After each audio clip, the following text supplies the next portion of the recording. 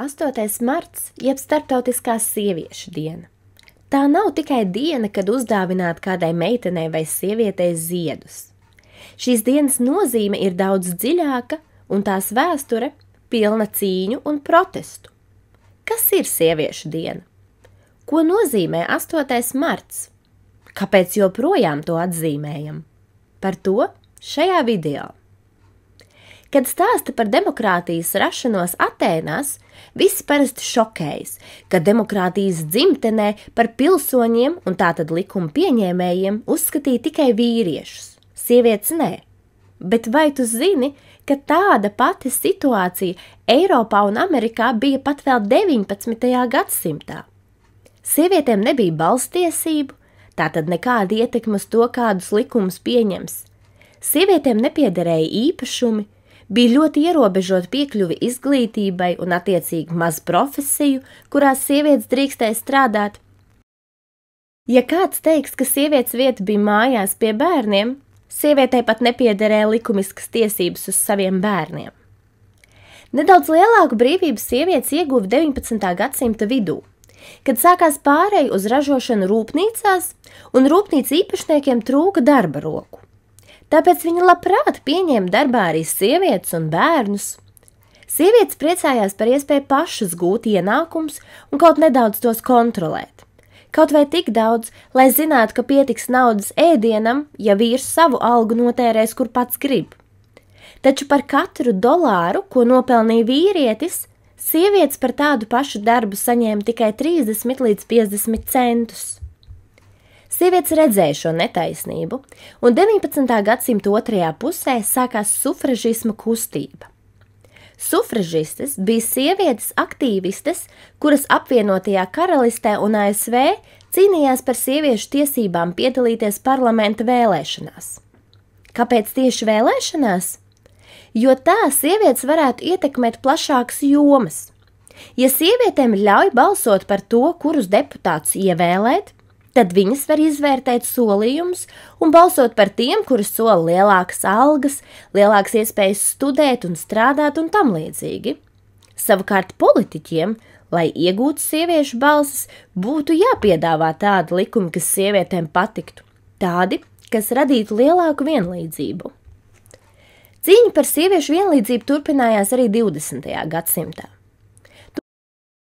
1909. gada 28. februārī Amerikas Sociālistiskā partija atzīmēja pirmo Nacionālo sieviešu dienu. Gadu vēlāk Kopenhāgenā notika Starptautiskā strādājošo sieviešu konference. Tajā Vācijas Sociālistiskās partijas sieviešu biroja vadītāja Klāra Cetkina ierosināja ideju par Starptautisko sieviešu dienu. Viņi izstāstīja savu domu par ikgadēju svinamu dienu, kurā sievietes īpaši aktīvi atgādinātu par savām prasībām uz vienlīdzību un plašākām tiesībām.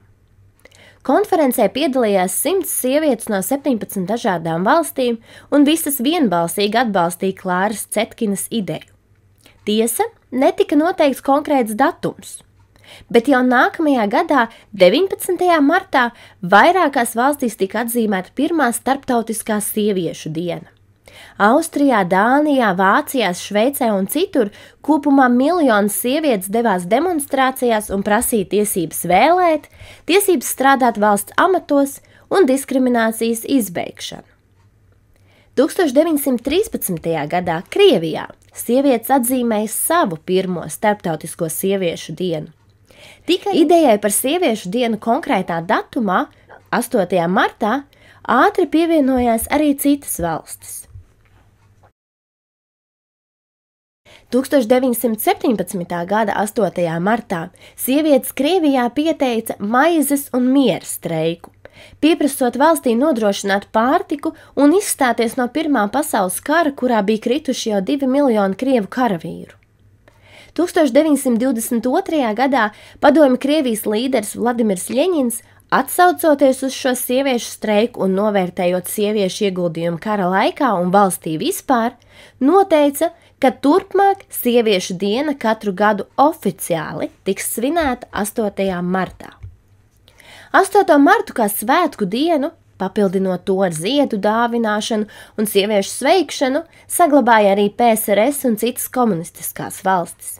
Tāpēc citas valstis, kuras negribēja līdzināties totalitārajai PSRS, 8. martu atzīmēja arvien retāk.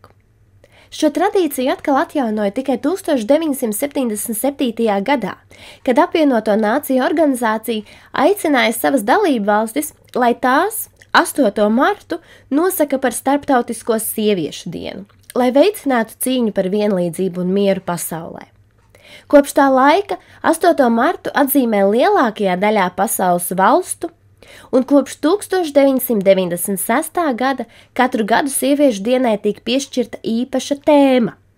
Par šī gada tēmu klausies 5. video. Sieviešu diena ir daudz vairāk nekā vienkārši ziedu dāvināšanas tradīcija. Tā ir globāla atgādinājuma diena par nepieciešamību turpināt cīņu par sieviešu tiesībām un vienlīdzību visā pasaulē.